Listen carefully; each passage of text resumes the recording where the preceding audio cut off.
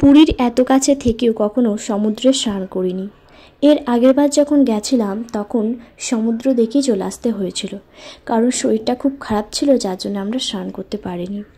আর জগন্নাথ মন্দিরে জগন্নাথ দেবের দর্শনও করতে পারিনি, কারণ তখন মন্দিরটা বন্ধ ছিল, রত্ন ভাণ্ডার উদ্ধারের কাজ চলছিল। তাই এইবারে গিয়ে অনেক বেশি আনন্দ উপভোগ করেছি। সকাল থেকে গিয়ে আমরা স্নান টান করে নেওয়ার পরে খাওয়া দাওয়া করে রেস্ট নিয়ে বিকালে আবার সমুদ্র সৈকতে চলে এসেছিলাম এবং সমুদ্রের দৃশ্যটা উপভোগ করছিলাম আমি আর আমার দিদি দুজন মিলে। এরপর আমি কয়েকটা ভিডিও বানিয়ে নিলাম। এর মধ্যে এক প্রবীণ দম্পতি এসে আমাকে বলছে আমাদের কয়েকটা ভিডিও এবং ফটো তুলে দেবে। তাই বললাম হ্যাঁ, কেন দেবো না, অবশ্যই দেবো। আর এর মধ্যেই সন্ধ্যা হয়ে গেল।